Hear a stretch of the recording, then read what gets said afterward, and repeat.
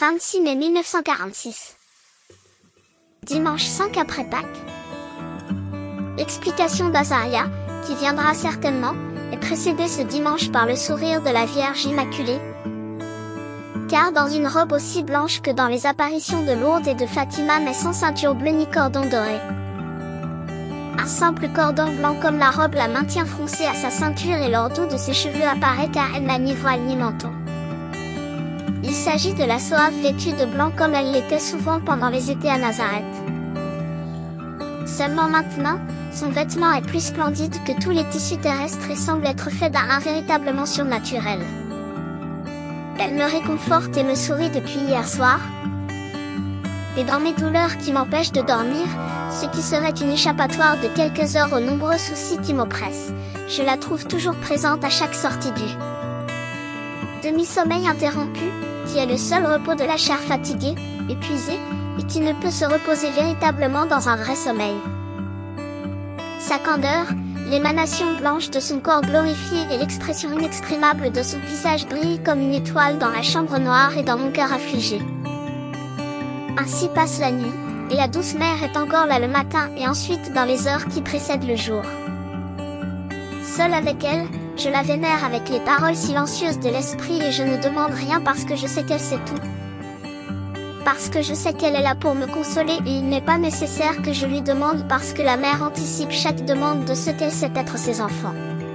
Je passe les heures dans ses pensées. Beaucoup diront, j'aurais demandé ceci et cela. Moi, si une demande latente est en moi, je ne peux avoir que ceci, fais ce que tu sais faire le mieux. Je ne demande rien à rien pour moi-même. Dieu sait ce qui est le mieux, Marie sait ce qui est le mieux. Alors je dis, faites ce qui est le mieux pour vous, c'est la paix absolue.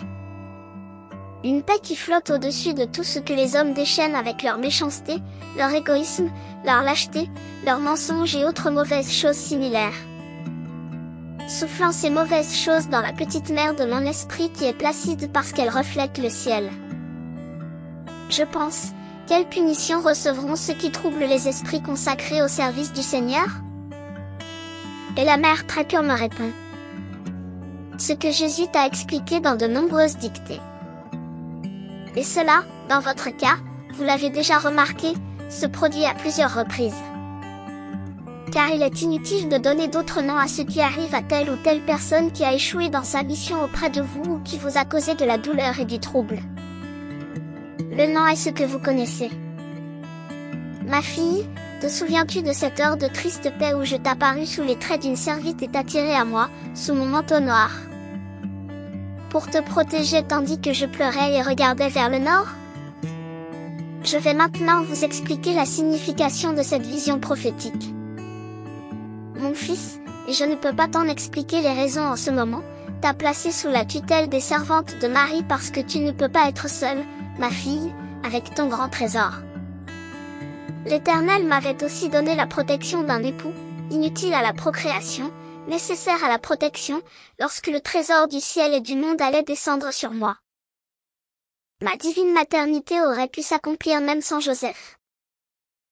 Mais, soit à cause du scandale d'une femme célibataire donnant naissance à un enfant, soit à cause du signal que cette maternité chez une femme innocente aurait donné à cet infatigable scrutateur des âmes qu'est Satan, et enfin à cause du besoin qu'a un enfant d'un père protecteur. La sainte sagesse m'a imposé à Marie. Toutes les raisons ci-dessus sont devenues claires pour moi à partir du moment où le Saint-Esprit m'a envahi, faisant de moi une mère. Alors j'ai compris la justice de mon mariage que jusqu'alors j'avais accepté par obéissance. Eh bien, ma fille, Jésus t'avait aussi donné sa protection.